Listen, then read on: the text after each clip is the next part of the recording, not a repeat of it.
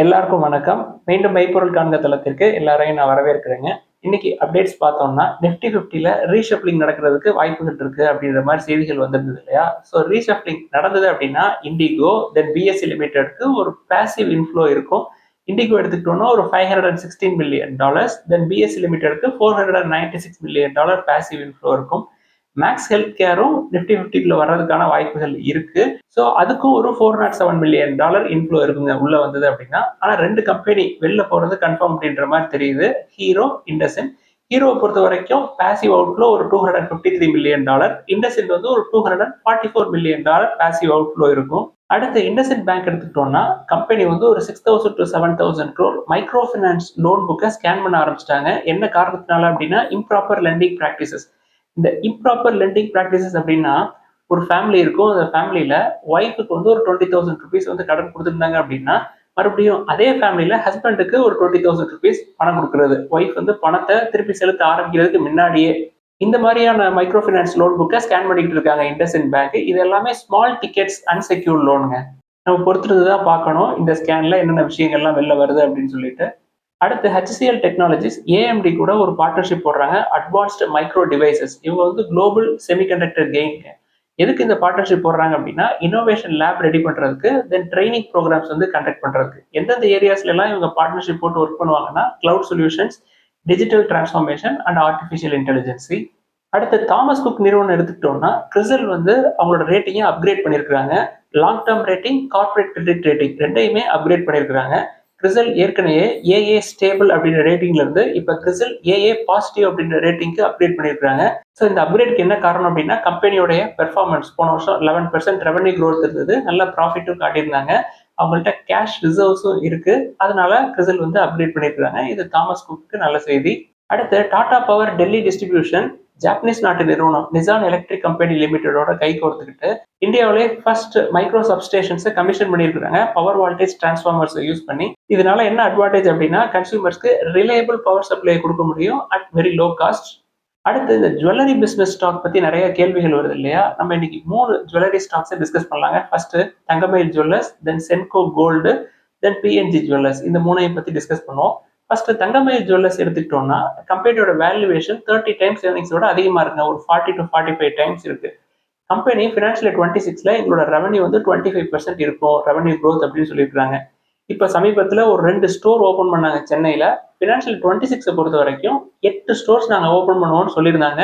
2 open பண்ணிட்டாங்க. தென் in and around சென்னையில் இன்னும் ஒரு 6 ஸ்டோர்ஸ் ஓப்பன் பண்ணுற மாதிரி தெரியுதுங்க.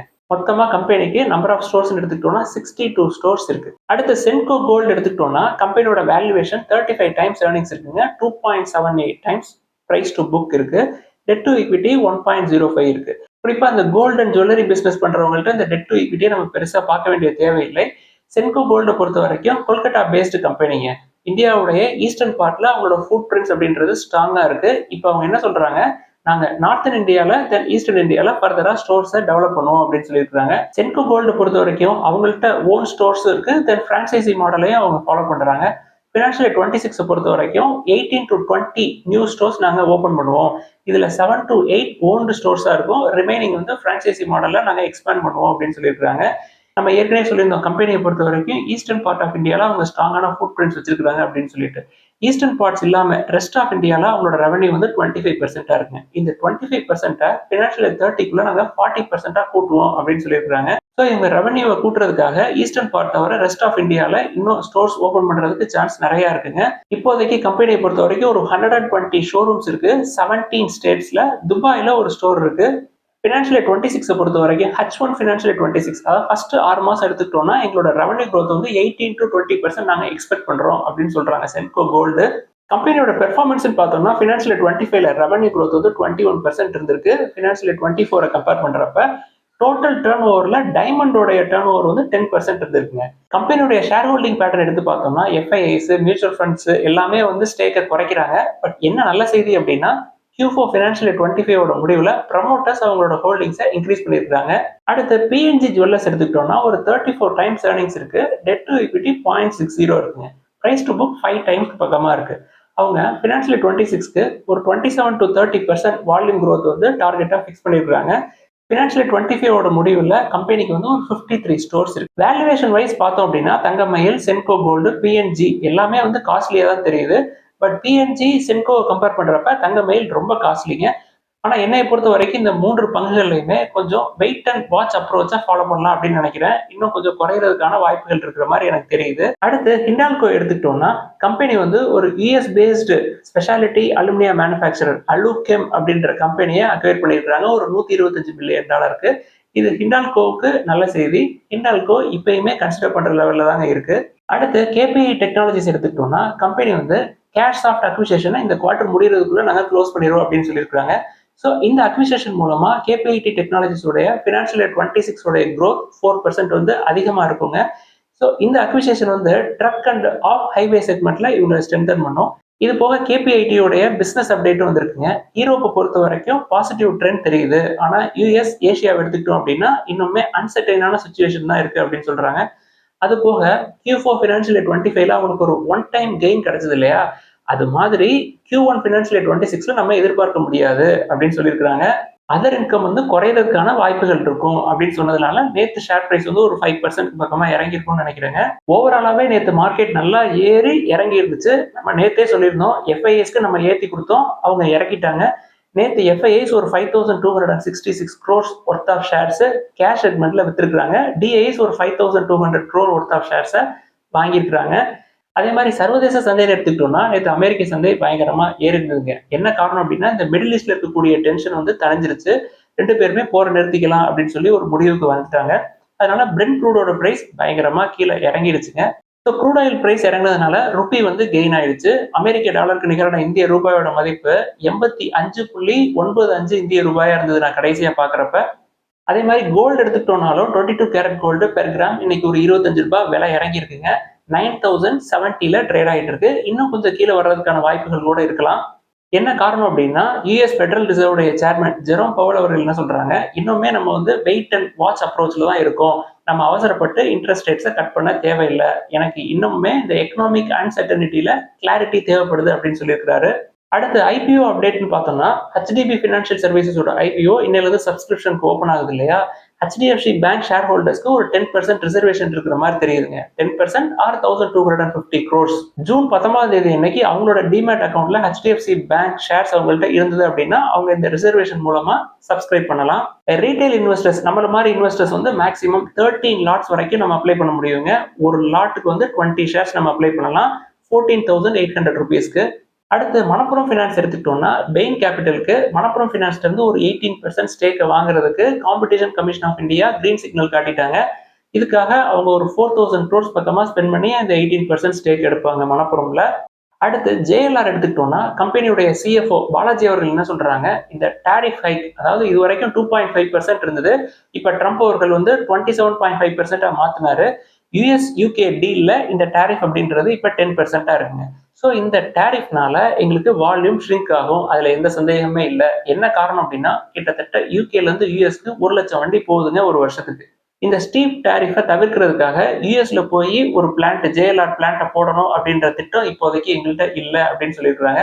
அது போக இந்த ரேர் எலமெண்ட்ஸை பொறுத்த வரைக்கும் ஸ்டேபிளா தான் இருக்கு எங்களோட சப்ளை, ஆல்டர்னேட் சோர்சஸை நாங்க தேடிக்கிட்டு இருக்கோம், அதனால பெரிய இஷ்யூ எதுவும் எங்களுக்கு வராது அப்படின்னு சொல்லியிருக்காரு. அடுத்து இன்னைக்கு கேள்விகளுக்குள்ள போயிடலாங்க. ஃபர்ஸ்ட் ஒரு நண்பர் என்ன கேட்கிறாரு, நம்ம வந்து ஏத்தர் எனர்ஜியை கன்சிடர் பண்ணோம் அப்படின்னா ஃபியூச்சர்ல ஏத்தரும் ஹீரோவும் மெர்ஜ் ஆகுறப்ப நம்மளுக்கு ஹீரோவோட ஷேர்ஸ் கிடைக்கிறது வாய்ப்பு இருக்கா அப்படின்னு சொல்லி கேட்கிறாரு. என்னை பொறுத்த வரைக்கும் ஏத்தரை கம்பேர் பண்றப்ப ஹீரோ ரொம்ப ரொம்ப வேல்யூவேஷன் சீப்பா இருக்குங்க. ஏத்தரே வந்து காஸ்ட்லியா தான் இருக்கு. நீங்க வந்து இது $300 அது $4200 அப்படின்னு சொல்லி அப்படி பார்க்காதீங்க. வேல்யூ வைஸ் பார்த்தோம் அப்படின்னா ஹீரோ தாங்க இருக்குதுலே சீப். நீங்க ஹீரோவை கன்சிடர் பண்ணாலே ஏத்தரை கன்சிடர் பண்ற மாதிரி தான். அடுத்த ஒரு நண்பர் வந்து பிக்ஸ்ட் டெபாசிட்டை கம்பேர் பண்றப்ப ஆர்பிஐ ஃப்ளோட்டிங் ரேட் பாண்ட் நல்ல ரிட்டர்ன் தருமா அப்படின்னு சொல்லி கேட்டிருக்காரு. இன்ட்ரெஸ்ட் ரேட்ஸ் பயங்கரமா குறைஞ்சிருச்சுங்க. நீங்க பாண்டோட பிக்ஸ்ட் டெபாசிட்டை கம்பேரே பண்ண முடியாது. நீங்க ஏற்கனவே பாண்ட்ல இன்வெஸ்ட் பண்றீங்க அப்படின்னா அதை அப்படியே கண்டினியூ பண்ணலாம் அப்படின்றது என்னுடைய கருத்து. உங்களுக்கு இப்பயுமே 8.05% பெர் ஆனம் கிடைக்கும். அடுத்த ஒரு நண்பர் வந்து இப்போதைக்கு என் கையில ஒரு 50K இருக்கு சார், இது வந்து 2027ல எனக்கு தேவைப்படும், நான் வந்து எதுல இன்வெஸ்ட் பண்றது அப்படின்னு சொல்லி கேட்கிறாருங்க. உங்களுக்கு தேவை 1 வருஷம் 2 வருஷத்துல அப்படின்னா பெஸ்ட் வந்து பாண்டு இல்லாட்டி கோல்டு, இது ரெண்டுக்கும் போறதுதாங்க எனக்கு சரின்னு படுது. பாண்டை பொறுத்த வரைக்கும் 24 months 36 months பீரியட்ஸ்லாம் இருக்கு. நீங்க 24 months சூஸ் பண்ணிக்கலாம். அதே மாதிரி கோல்டு அது வந்து உங்களுக்கு ஒரு நல்ல ஹெட்ஜா இருக்கும். இல்ல ஸ்டாக்ஸா தான் நான் வந்து இன்வெஸ்ட் பண்ண வந்து 50,000 அப்படின்னா better ITC, IDFC first bank போன்ற நிறுவனங்களை கன்சிடர் பண்ணலாம். இல்ல சார் நான் ஸ்டாக்ஸ்லயும் கொஞ்சம் இன்வெஸ்ட் பண்ணணும்னு ஆசைப்படுறேன் அப்படின்னு நினைச்சீங்கன்னா ஐடிசியை கன்சிடர் பண்ணலாம், தென் டாக்டர் ரெட்டியை கன்சிடர் பண்ணலாம், then Zydus Life Sciences, then mid cap உங்களுக்கு வேணும் அப்படின்னா ஐடிஎஃப்சி ஃபர்ஸ்ட் பேங்கை கன்சிடர் பண்ணலாம். பட் என்னைய பொறுத்த வரைக்கும் மேக்ஸிமம் போர்ஷன் ஃபர்ஸ்ட் பாண்டுக்கு, தென் கோல்டுக்கு, அதுக்கப்புறம் ஈக்விட்டிக்கு வர்றது நல்லது. அடுத்து கோல் இந்தியா நிறுவனத்தை கன்சிடர் பண்றதை பத்தி ஒரு நண்பர் எழுதியிருக்கிறாருங்க. அதாவது காலப்போக்கில் கோளுடைய பயன்பாடு அப்படின்றது தேக்கம் அடைஞ்சிரும். அதனால பெட்டர் இவிஸ் தென் சோலார் இந்த ஏரியாஸை ஃபோக்கஸ் பண்ணலாம். அதையும் மீறி கோல் இந்தியாவுக்கு போகணும் அப்படின்னா புக் வேல்யூக்கு கீழே போறது சேஃப் அப்படின்னு சொல்லியிருக்கிறாருங்க. உண்மையிலே நல்ல ஸ்ட்ராட்டஜி தான். ஆனா இந்தியாவை பொறுத்த வரைக்கும் கவர்மெண்ட் வந்து ஒவ்வொரு வருஷமும் இந்த கோல் ப்ரொடக்ஷனோட டார்கெட் வந்து ரைஸ் பண்ண தான் செய்யறாங்க. தொடர்ந்து இந்த கோல் ஃபயர்ட் பவர் பிளான்ட் அப்படின்றது ரன் ஆகிட்டே இருக்குங்க. பர்சனலா நான் கன்சிடர் பண்றது இல்லை, பட் கண்டிப்பா கோல் இந்தியா வேணும் அப்படின்னு நினைக்கிறவங்க மினிஸ்கூல் குவான்டிட்டிஸ்ல கன்சிடர் பண்றது சேஃப். அடுத்து கோதாவரி பவர் அப்படின்ற நிறுவனத்தை பத்தி கேட்டிருக்காங்க. வேல்யூவேஷன்ஸ் நல்லா இருந்தாலும் ஒரு சில கம்பெனியை நான் கன்சிடர் பண்ண மாட்டேன் இல்லையா, அந்த லிஸ்ட்ல இந்த கோதாவரி பவரை நான் வச்சிருக்கேங்க. அவங்களோட ப்ராஃபிட்ஸு தென் ரெவன்யூ எல்லாமே வந்து மேலே கீழே போயிட்டு போயிட்டு வருது. அதில் எனக்கு ஒரு நல்ல கிளாரிட்டி கிடைக்கல. அவங்களோட க்ரோத் ப்ராஸ்பெக்ட்ஸ் எப்படி அப்படின்ற திட்டம் எனக்கு தெரியல. அதனால நான் அதை பார்க்கறது இல்லை. அடுத்து ஐடிசியோடைய டிவிடெண்ட் எனக்கு இன்னும் வரல அப்படின்னு சொல்லி கேட்டிருக்காங்க. கம்பெனி என்ன சொல்றாங்க, இந்த டிவிடெண்ட் பே அவுட் அப்படின்றது ஜூலை 28 டு ஜூலை 31 அந்த தேதிக்குள்ள கிரெடிட் ஆயிரும் அப்படின்னு சொல்லியிருக்காங்க. அடுத்து பஞ்சாப் நேஷனல் பேங்க் பத்தி கேட்டிருக்கிறாங்க. நான் எப்பொழுதுமே ஒரு எக்ஸாம்பிள் சொல்லுவேன். ஐசிஐசிஐ பேங்கை பத்தி நம்ம பேசுவோம் இல்லையா, 2008ல ஒரு 80-90 ருபீஸ்ல இருந்தது. இன்னைக்கு ஐசிஐசிஐ பேங்கோட ஷேர் பிரைஸ் எவ்வளோன்னு எல்லாருக்குமே தெரியும். பிஎன்பியை பொறுத்த வரைக்கும் 2008லயே அது அதோட பீக்கை தொட்டுருச்சு. அதுக்கப்புறம் நெக்ஸ்ட் 15 இயர்ஸ்ல அதோட ஷேர் பிரைஸ் மூவ்மெண்ட்டை நீங்களே பார்க்கலாம். இதனாலதான் நான் கன்சிடர் பண்றது இல்லை. அடுத்து வழக்கம் போல ஆர்இசி லிமிடெட் பத்தி கேட்டிருக்காங்க, கன்சிடரேஷன் லெவல்ல இருக்கா அப்படின்னு சொல்லிட்டு. அதாவது 2008ல இருந்து 2021 வரைக்கும் அது 100, 80, 60, 120 இந்த ரேஞ்சில இருந்துச்சு. அப்ப எல்லாம் நம்ம விட்டுட்டோம். அது இப்போ 400 ரூபா போனதுக்கு அப்புறம் நிறைய பேர் கன்சிடர் பண்ணலாமா அப்படின்னு சொல்லி கேட்கறாங்க. பஸ்ஸை நம்ம மிஸ் பண்ணிட்டோம் அப்படின்றத புரிஞ்சுக்கணும். கம்பெனியோட ஷேர் பிரைஸ் கொஞ்சம் கீழே இறங்கி வந்ததுனால நிறைய பேர் கன்சிடர் பண்ணலாமா அப்படின்னு கேட்கறது ஓகே தான். ஆர்இசி லிமிடெட பொறுத்த வரைக்கும் எஃப்ஐஏஸ் ஜூன் 2022க்கு முன்னாடி ஒரு 23.5% ஸ்டேக் வச்சுட்டு இருந்திருக்காங்க. அதாவது ஷேர் பிரைஸ் மேலே ஏறுறதுக்கு முன்னாடியே அவங்க அக்யூமுலேட் பண்ணிட்டாங்க. ஷேர் பிரைஸோட பீக்கு போனதுக்கு அப்புறம் கொஞ்சம் கொஞ்சமா விற்க ஆரம்பிச்சிட்டாங்க. இப்போ மார்ச் 2025ல 20.5% ஸ்டேக் தான் வச்சிருக்காங்க. ஆனா டொமஸ்டிக் இன்ஸ்டிடியூஷன் இன்வெஸ்டர்ஸ் நம்ம வந்து பணம் கொடுக்கணும் இல்லையா, அதை வச்சு டிஏஎஸ் என்ன பண்ணிருக்காங்க, ஜூன் 2022ல 8.68% ஸ்டேக் இருந்திருக்குங்க. இன்னைக்கு மார்ச் 2025 முடிவுல ஒரு 15% ஸ்டேக் இருக்கு. அதாவது பீக்குக்கு போக ஆரம்பிச்சதுக்கு அப்புறம் நம்ம வாங்க ஆரம்பிச்சிட்டோம். நம்ம தலையில எஃப்ஐஎஸ் கட்டிட்டு அவன் வெளில போக ஆரம்பிச்சிட்டான். பெரும்பாலும் வரக்கூடிய கேள்விகள் என்ன அப்படின்னா, வேல்யூவேஷன் நல்லா இருக்கு அப்படின்னு சொல்லி கேட்குறாங்க. வேல்யூவேஷன் நல்லா தாங்க இருக்கு. பிரைஸ் டு புக் 1.34 தான் இருக்கு. 6 டைம்ஸ் தான் ஏர்னிங்ஸ் இருக்கு. நீங்க 2008ல இருந்து 2021 வரைக்கும் அப்படியே 100 சுத்தியே இருந்தது இல்லையா, இதே மாதிரி அடுத்த 10 இயர்ஸ்க்கு 400 பக்கத்திலேயே சுத்திக்கிட்டே இருந்தது அப்படின்னா நீங்க பொறுமையா வெயிட் பண்ணுவீங்களா அப்படின்றதா என்னுடைய கேள்வி. இதே மாதிரியான சினாரியோ பவர் ஃபைனான்ஸ் கார்பரேஷன்ல நடக்கிறதுக்கு வாய்ப்புகள் நிறைய இருக்குங்க. இதனாலதான் ஆர்இசி, பிஎஃப்சி இதை பத்தி எல்லாம் நான் பேசுறதும் இல்லை, அதை நான் கன்சிடர் பண்றதும் இல்லை.